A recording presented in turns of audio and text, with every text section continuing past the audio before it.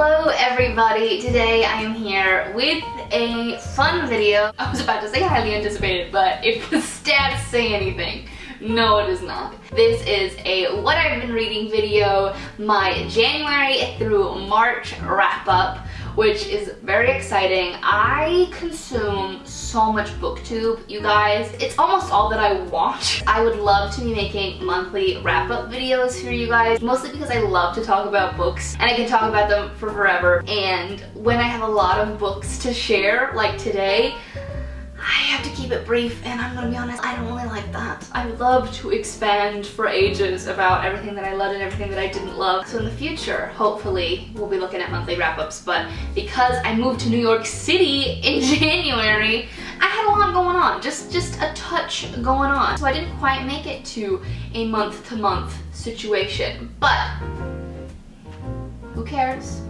I'm here now, and we're gonna get into what I read January through March. If you're new here, hello, my name is Aline. I run this channel with my sister Michelle. We are both 20-somethings living and working in New York City. You can follow me on Instagram if you want to keep up with my daily shenanigans. So with that being said, let's talk about everything that... No, there's construction happening. Okay, stop. So with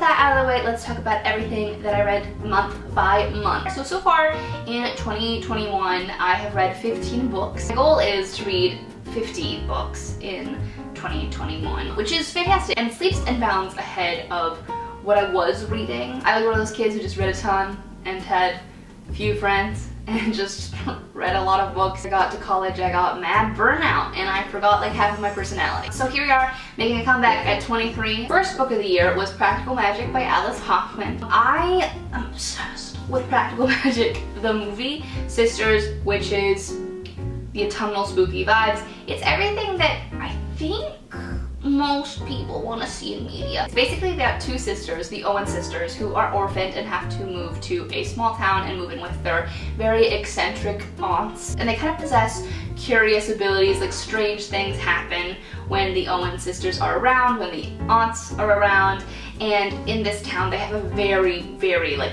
heavily stigmatized and feared reputation. And basically it follows them from their childhood, teen years, and adulthood. And I gave it 3 stars. I really loved the voice, the almost omniscient narrative voice that feels almost lyrical. And it's really good, but this is one of the moments where I really was expecting it to be better than the movie, which I, again, am such a fan of.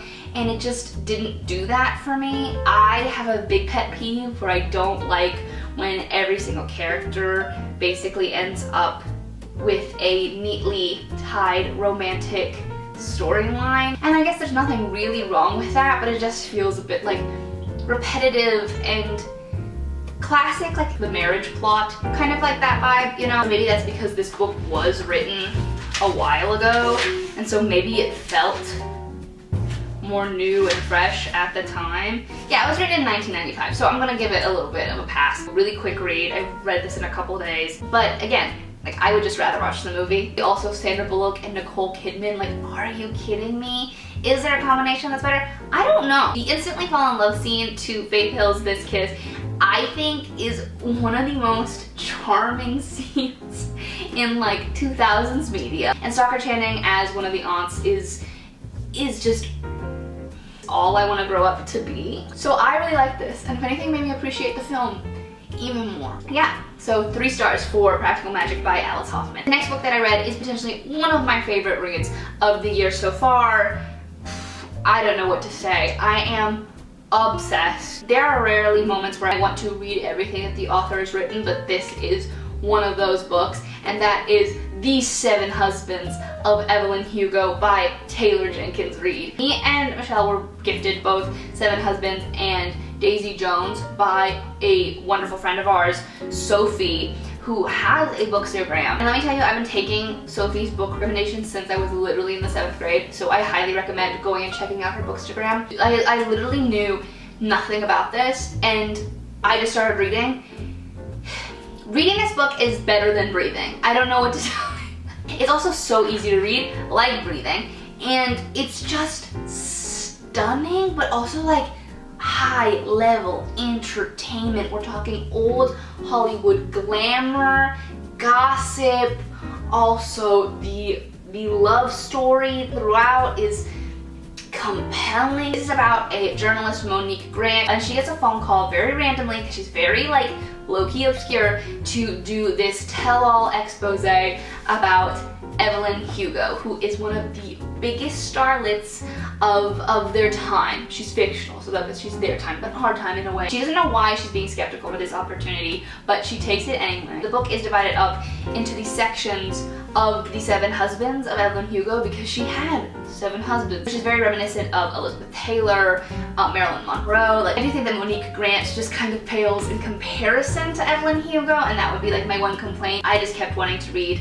about Evelyn Hugo and not Monique Grant. She just created such a rich character that I just wanted to spend kind of all my time with. I was also just like hashtag Team Evelyn. It didn't matter like what she did or what morally gray thing like occurred within the plot. I was just like, yeah, no, that checks out. I'm standing by her, which I just think says volumes about Taylor Jenkins Reid's like wonderful character building. She's also incredible at creating fictional histories, like all the movies listed, all the production studios she named, all of the fictional people, places, and things, nouns, that she weaved together. My jaw is agape. This was, of course, if you can't tell, a 5 out of 5 for me. And the next book that I read was Red, White, and Royal Blue by Casey McQuiston. Michelle's been trying to get me to read this for an entire year. It's her travel book when she went to Europe one time and abandoned me in Brooklyn.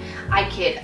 Those vlogs are so gorgeous, by the way. The envy that I have to this day. So basically, it's the love story of the first son of the United States and, yeah, you guessed it, the Prince of England. Upon reflection, like I was just thinking about all the things that I had to say about this. I know that Casey McQuiston posted something about this like on her Instagram where she talks about the whole Meghan Markle situation within the royal family and how it's just clearly so much worse than anything that she could have imagined. And although there's conflict within the book about, you know, their circumstances coming up like against their titles and their positions in society. Like I know that this is quite serious and this is like a very fluffy book and I know that I'm saying something very serious. It's quite obvious that the royal family benefits and upholds white supremacy. And Alex Claremont Diaz is Mexican, right? And there's a love story between him and this Prince of England. And I think the main conflict that we see from this book is the fact that they're both queer. But the intersectionality of both those issues, I think, when we look at how that would play out in real life, that is something that we need to stop and ponder because clearly there's just a lot of racism in that institution, whether those are the figureheads or the people behind them. So I think it's really safe to say that no matter how like good and like fun and I love like the safe space that McQuiston creates for all these characters to kind of exist in, no matter the inner turmoil that they are facing, it's probably nothing compared to what that would actually look like in real life, especially since Casey McQuiston is white. That's also something that's important to remember, although I think that she does a really good job writing the subtleties of his cultural background. I don't think that no matter how much research she did, it's not going to be completely accurate, especially since with this Meghan Markle thing, which happened very recently, because this book preceded those events by just quite a few years. This book is definitely, even with its complications, even with the antagonist, it's still a fantasy, right? It's still escapism. It's just something that we have to be aware of the nuances and we have to say like, okay, fiction, reality. You know, I love this book. It was 4 stars. I think that it was really charming, really steamy. I enjoyed the political backdrop in which the story was showcased. I love a forbidden lovers sneaking around kind of vibe, and the bisexual representation was poppin', which I adore. First of all, bisexuality isn't represented enough. 2, especially for men. I want them all. I want them all. I want every bi, everywhere, all the time. Anyway, this was still a good one that I definitely picked up like mid-move when I couldn't like afford to go out and buy a new book. So I can't wait to read Casey McQuiston's new book, One Last Stop. I really truly can't wait. Look at Casey McQuiston. Like straight up stunning. We are now getting into the territory where I had a massive reading slump. Turns out when you're just like consistently reading all the time and you haven't read in years and years and years, your brain goes, I don't want to do this anymore. What was my answer to that problem?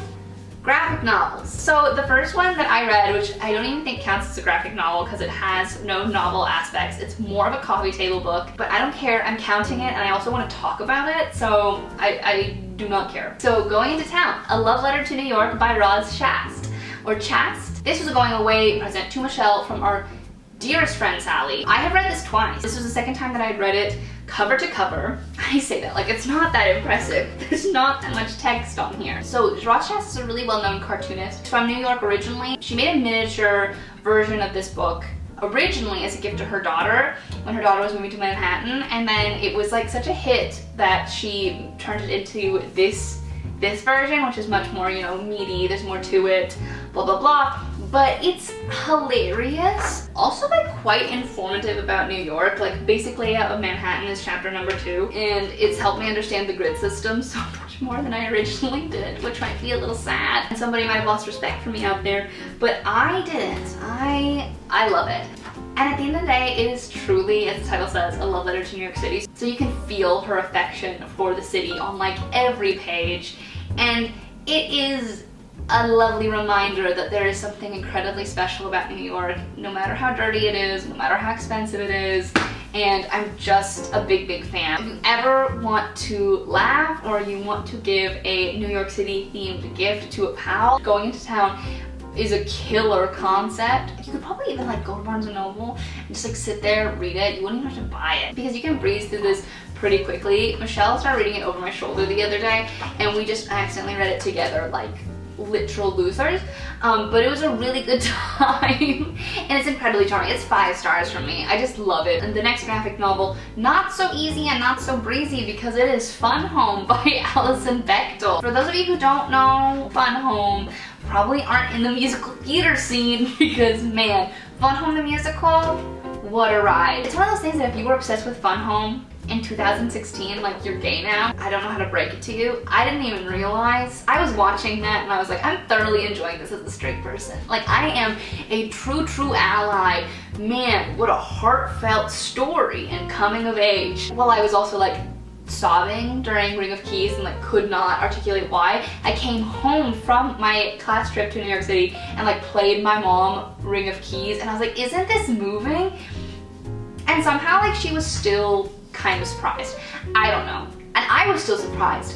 Whatever, that's a story for another day. Fun Home is what the musical is based off of and I hadn't read it. For those of you who aren't familiar with Alison Bechdel, she is a gay cartoonist and artist and also like low-key commentator, I feel like. She came up with the Bechdel test, which was a huge thing in film and film analysis. I think I learned about it like before I even knew who she was. So this is basically her autobiographical graphic novel, which tells the story of her and her father in tandem with each other. Alison Bechdel is obviously gay, and her father was also gay, and she didn't know, and eventually it is kind of speculated that he kills himself. He does say here, it's not a spoiler. It was not until college that Alison, who had recently come out as a lesbian, discovered that her father was gay.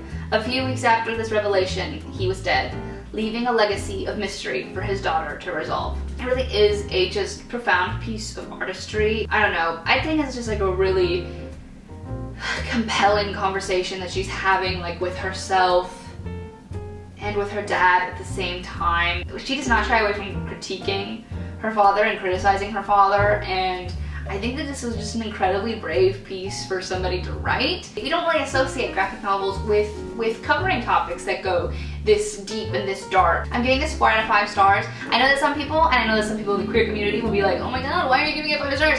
The truth is that she's just so intellectual that some of it goes over my head. She creates a lot of metaphors through like classic literature. Her father was an English teacher, I'm pretty sure. She also talks a lot about the English classes that she took in college.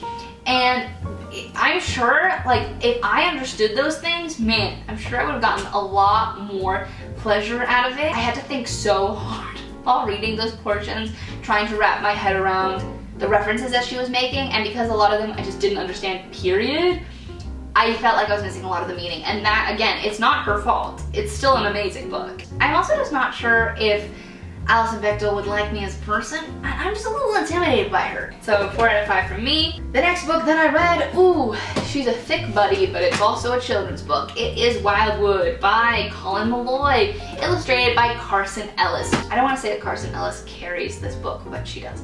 I have been eyeing Wildwood for ages because this cover is just something out of a cottagecore dream. And it came out probably when I started reading more YA fiction, when I was like probably late middle school, early high school. I read it now because I'm sophisticated, but back then I was an insecure mess and a literal child. So although I always wanted to pick it up, I never did until recently.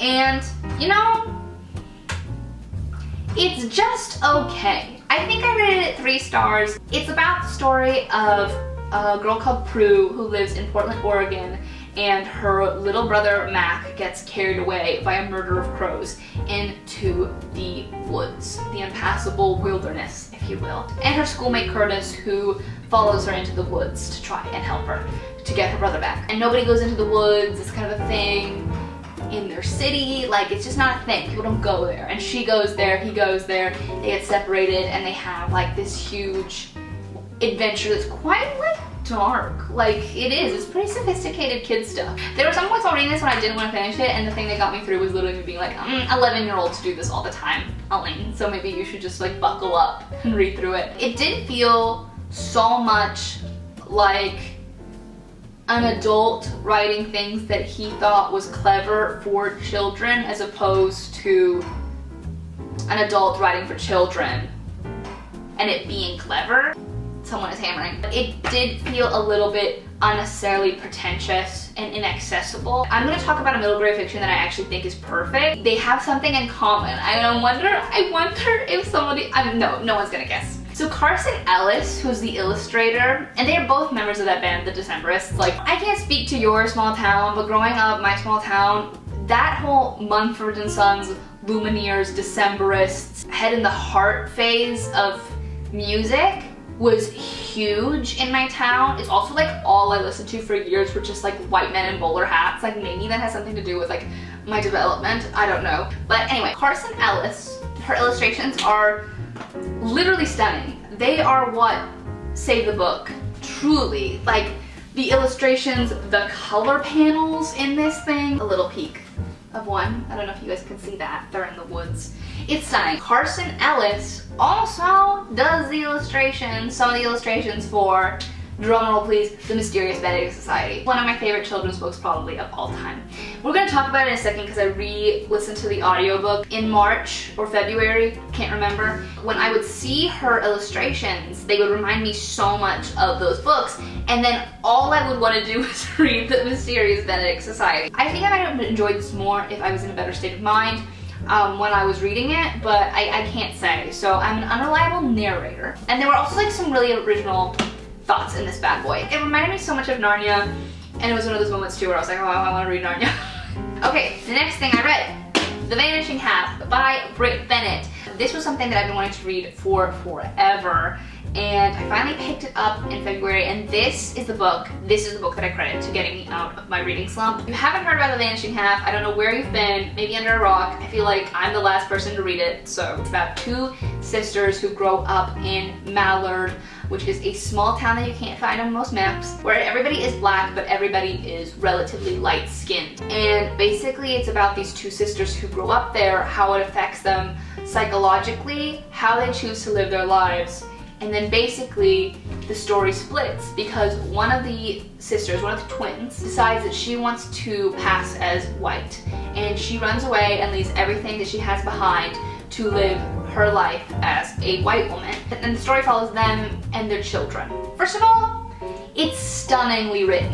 It reminds me of the writing style of Alice Hoffman in Practical Magic, like this very omniscient, lyrical, feels like honestly you're being told a story out loud in a way, because there's like a degree of separation, but somehow it still feels very personal. It just feels like a story that's been kind of handed down through generations, which is probably what Britt Bennett was going for because it is a generational story. I just loved it. And it was very heartbreaking, obviously. I would also like straight up die for Jude and Reese. Jude and Reese, man. I had to catch myself a lot of times while reading this where I would oversimplify dilemmas in my head because of my whiteness. That was something that I didn't really expect to happen, that I had to kind of confront. Wanting to critique Stella Vines, the twin who chooses to live her life as a white woman and leaves everything behind. And I remember like reading those moments, and I would like, kind of like try to problem solve in my head for her. And those were the moments that I have to catch myself and question, like, why did I feel like I had the answer to a problem that I know nothing about. The key example of why it's important for white people to read outside of their experiences because I don't know if you noticed, but I'm really good at reading about my own experience.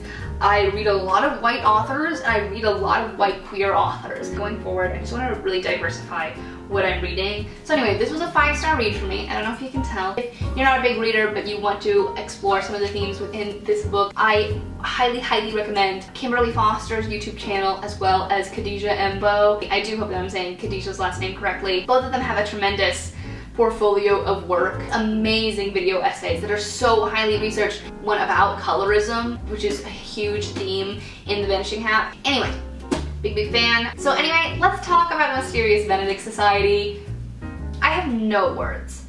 I also would like to just announce, because nobody else is talking about this except for me and the articles that I Google on purpose. It's a series, right? But I do think that the first book is masterfully crafted. I did read the second book as well in the month of March, but I'm not really gonna talk about it very much. It's like a 4 out of 5 for me. Like it's a good book, but I think that the first one works so well it could be a standalone. Good writing, good storytelling, the character Escupidalian is, I think, one of the most human bad guys that I have ever encountered in children's literature. And I can't believe that it's getting its own TV show on Disney Plus this year.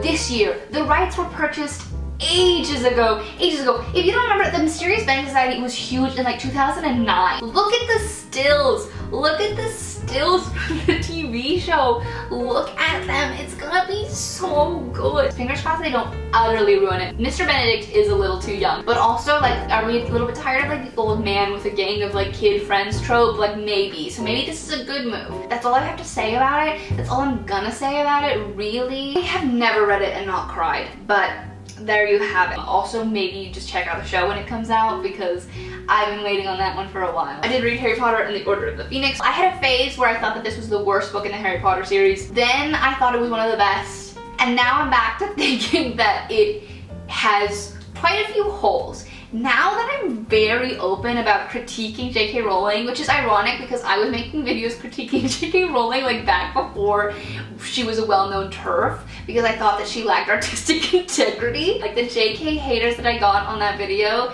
out of this world. But what can I say? Harry Potter is a cursed child. The script is trash. And if they had had me work on it, it would have been better. I really struggle with how to love Harry Potter as a series while acknowledging the fact that she uses her voice to do a lot of harm. And I know that I've covered like a lot of heavy topics in this video, and I'm just supposed to be talking about books, but it's hard to just omit talking about J.K. Rowling when you're talking about Harry Potter, because she wrote them, y'all. Well, and I know that some people truly believe fundamentally that what she's doing isn't that dangerous, and I just think that like you need to wake up and understand that somebody with that large of a platform so intentionally like zeroing in on the trans community is so dangerous. And if she could do all queer people a favor and get the damn word lesbians out of her mouth while she is spreading transphobia, that would be great. People who want to call bigotry free speech and say that people are trying to silence them is one of my biggest pet peeves, because like no one's trying to silence you. The fact that like you can say these things on the internet that you are allowed to, that is free speech. That is the thing that you're talking about and that you want to protect. The people, their free speech is having the right to say that is unacceptable, that is bigotry, that is harmful. That's our free speech. And I also think, like reading this back, like remember when she told us that Dumbledore was gay, and then when she had the opportunity to write the screenplay for that Harry Potter like movie, the one of the fantastical creatures, she wrote a completely different plot twist that had him like be his brother, like Grindelwald be Dumbledore's brother. I think about that all the time. That's all. I would probably give this one a 4 out of 5. They're all probably 5 out of 5 in my mind, in my heart. But that one's 4 out of 5 for now because me and JK are in a fight. Okay, before I talk about the last series, then I'm going to talk about some of the audiobooks I read. As I said, I listened to Mysterious Benedict Society, the second Mysterious Benedict Society, and I also listened to Untamed again by Glennon Doyle. What do you know? This time I listened to the audiobook. Glennon, I adore you. I love hearing people's different takes on Untamed. Some people love it, some people don't. But personally, I think that the line, "The braver I am, the luckier I get," is absolutely gorgeous writing, and I think that she just has a lot to say that personally resonates with me. So anyway, that's that. And lastly, I read the Shadow and Bone trilogy by Leigh Bardugo. Man, oh man, did I read them because the show is coming out and I wanted to be keyed in? Absolutely. That is the single reason why I picked them all up, and I gotta say, I enjoyed them. This made me feel like a literal teen again. Are you kidding? Down to my toxic taste in men. It's about a girl named Alina Starkov who lives in this fictional world, fictional country of Ravka, which is very heavily influenced by Russia. Okay, and in this country there are Grisha and there's also regular humans. Grisha are basically like witches and wizards, but they have very specific powers that are low-key reminiscent of Avatar: The Last Airbender, but it's not really. They're like with a twist. So the country's kind of a mess and they rely heavily on Grisha because they are at constant war. And not only that, but their country is divided in two, split in half by this thing called the Shadowfold, which is basically a big fog of darkness that like cuts the country in half. It's called like the Unsea, so like it's compared to an ocean a lot, but it's like all-encompassing. And it's worse because there are literal monsters in the fold called Volcra, which are like creatures of darkness and were rumored to once been men, very much like Wraith energy slash Dementor energy. So when people are trying to get across the country, they have to travel through this fold, and it's very dangerous and a lot of people die, and it's this big thing. It's such a big issue that you kind of wonder how they forget about it sometimes. Because they do. But anyway, Alina Starkov finds out she has the power of light. And it changes the game. It changes the game. She goes from being this like nobody nothing to basically being like top tier royalty. And she has a BFF, Mal, that she's like crushing on and obsessed with, but he's like hot shit and he's like, oh, buddy old pal, for like the entire first book, until of course he gets like threatened and then he has to pull some like classic man garbage. But anyway, she gets taken to like a castle by this boy, Ben Barnes, called the Darkling, who is essentially like Ravkan royalty, and he really is out here like doing the most because he has the power of darkness, so he's like really powerful. But he's not bad, or is he? We just don't know. So basically he wants to enlist her help to destroy the Shadowfold, and the adventure begins. I enjoyed them. Like, don't get me wrong, I rated these 2 3 stars, the last one 4. In the second book, a character appears who is possibly one of my favorite characters in any teen YA book I've ever read. I wonder if you can guess his name. His name is Nikolai. I really enjoyed him. This one, hard to get through kind of sometimes. But this one, Leigh Bardugo says watch me write in this one. Say what you want about the ending, about the plot twists, about everything that happens kind of at the end. I think that her writing so heavily improves from the first book to the third book. It's crazy. So much not like other girls' energy in the first one. It's repulsive.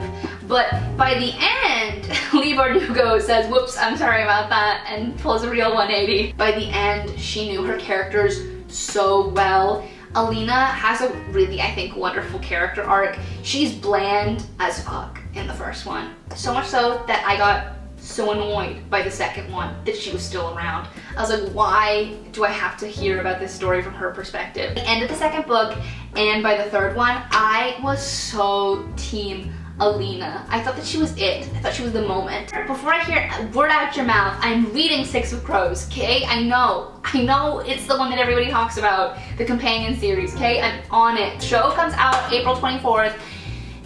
And I'm ready, okay? I'm gonna be ready. I'm doing my homework. I can't wait. I'm so excited. Thank you guys so much for watching this monster-long video. I so appreciate it. So tell me what you've enjoyed most reading so far in 2021.